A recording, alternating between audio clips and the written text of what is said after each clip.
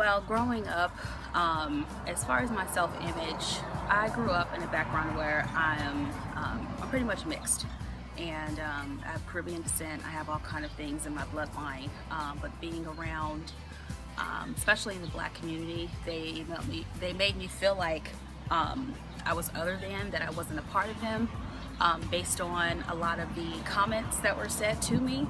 Um, so for the longest time as a child, my self-image was not a really good one, because I really didn't know better, I guess. My parents raised me to see everybody as one. You know, if they treated you with respect, you do the same thing. I wasn't raised to really see color. And being around a lot of people who treated me that way opened my eyes to what color is or was. I think the biggest factors that played a part in that was not maybe, but society, the things that we saw on TV, the way that women looked like on the music videos and in the magazines, and also like just being around like friends that you had growing up that didn't look like you maybe, because they were light skinned, long hair, green eyes. That's who the boys gravitated to more. So that played a factor in, I would say, like making me feel as if I wasn't as beautiful as the rest of the young girls or whatever was out there in society. I grew up from 0 to 12 years old here in LA, in a middle class Black neighborhood where being Black was always celebrated. Then I moved to Las Vegas, where I was the only Black girl in junior high school and high school, upwards of 2,500 kids. And so that, I think, kind of not rocked me, but it made me give pause as to whether I measured up with, the white girls with like long hair, or mixed girls with big beautiful curls. It definitely was kind of like a wait one moment. I've always felt beautiful, and then now I get to this new environment where my type of beauty isn't really celebrated. But then I went to Howard University, and then I just realized that I was the cat's meow. So growing up, I've always felt like I was cute. I've never felt ugly, but I did have a color issue growing up, because it seemed like all the boys in class only wanted the girls that weren't chocolate. Girls who had super long hair and stuff like that, even from elementary school. And so it, of course, like would always make you feel a kind of way, like that you were too dark or whatever. But I think for me, I didn't question, I liked my skin color. I just sometimes wished that I could interchange or something, because when you're young, when that's all that's happening, like all the boys always choose the light-skinned girls with a long ponytail, it makes you be like, well, I wish I was light-skinned with a long ponytail. And I think that sometimes it's very difficult to strike a balance between truly loving yourself, but then wishing for what looks like it is working against you, you know what I mean? And so I think that environment just sort of helped shape my original concept of beauty from a male perspective. But I always still found a lot of pride in my color and my complexion, because my mom, my aunts, and we had this Hispanic family across the street who we were very close with, and they all used to just be they complimented my chocolatiness all the time.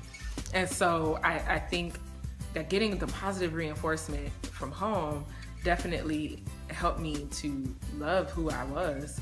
But then the shaping of what I thought was beautiful from a male perspective definitely happened at school. I would say there were 4.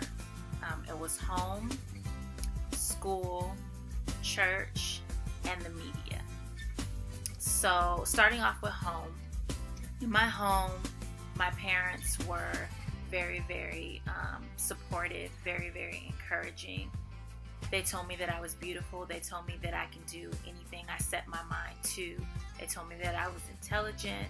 So those were things that were instilled in me at a very young age. And then as far as church goes, church played a huge role in my life growing up. And one of the things that I found in church is that church really allowed me to discover my gifts and talents, and it also gave me a platform to utilize them. And I found that there was a lot of support and encouragement in church as well. My family. They valued me. They boosted up my self-esteem. They told me I was pretty, smart, had a great personality. Definitely the media of what they portray as beautiful. It's like, even now, I mean, back then in the 90s when I was growing up, it was pretty prevalent to have the light-skinned girls with the long hair or with a certain type of style or something like TLC.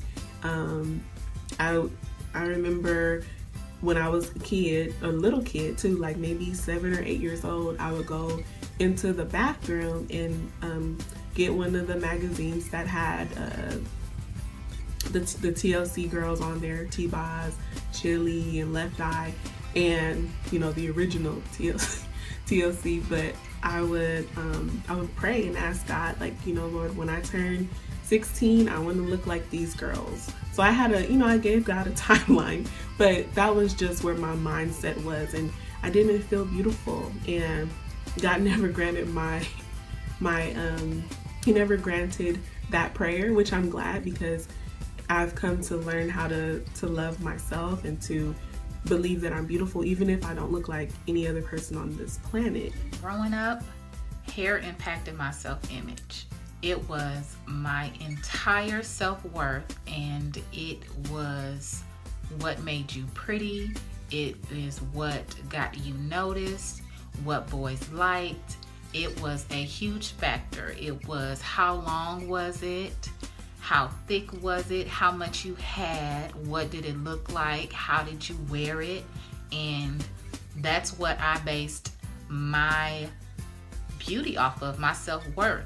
I had to have long hair. I wanted long, pretty hair, and to most people, if you didn't have long, pretty, beautiful hair, whatever that may be, then you weren't beautiful. In school, I got teased a lot for my physical appearance, and just for different things growing up.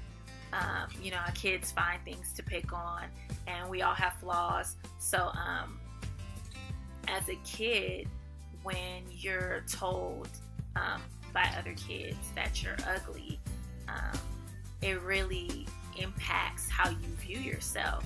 And even though I had parents at home who told me I was beautiful, as far as I was concerned, like, I just felt like, you're my parents, you have to say that. So I didn't really put much weight on it, because I felt like, if you didn't think I was cute, you wouldn't tell me that. Like, you're my parents, so you have to say I'm beautiful.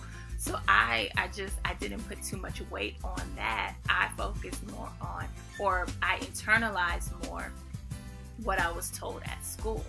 And also another thing that kind of impacted my self-image, or what I thought was beautiful, was what I noticed boys liked.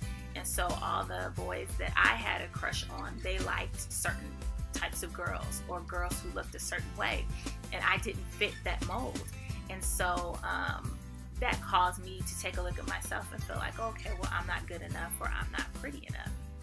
In addition to that, when I got to the 4th grade, I went to a predominantly white school. And so prior to that, I went to a predominantly black school. And so to have that transition take place, and to start going to a school where the majority of the students don't look like you, nor do the teachers look like you, it kind of starts to impact you. And I can remember wanting my hair to be straightened, because as a little girl, I had my ponytails in, and I can remember wanting straight hair. I can remember as a little kid wanting to be white, because that's what I was surrounded by. So I just felt like, okay, well, that's what's beautiful. And then the black girls that did go to my school, a lot of them were mixed, so they were of lighter skin. And what I noticed is that a lot of the boys, if they did like the black girls, they liked the light-skinned girls. And so I remember feeling like, oh, I wish I was light-skinned. I wish I could wear, you know, my hair down and wear my hair straight. And so I think a lot of those things kind of played a large role in how I saw myself. My dad always told me that you are a beautiful black princess. I would say the biggest factor that has influenced my perception of beauty when I was younger was definitely music videos. I think that really impacted what I saw as beautiful. I remember seeing the girls on the video with the long curly hair, the different colored eyes, and I remember wanting that for myself and feeling really bad that I didn't have it naturally, and so I tried to attain it myself. I would straighten my hair, I would put in hazel colored contacts just so I could feel beautiful, because that's what was portrayed as beauty.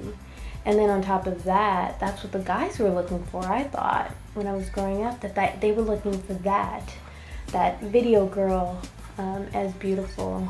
And music videos really made me feel ugly.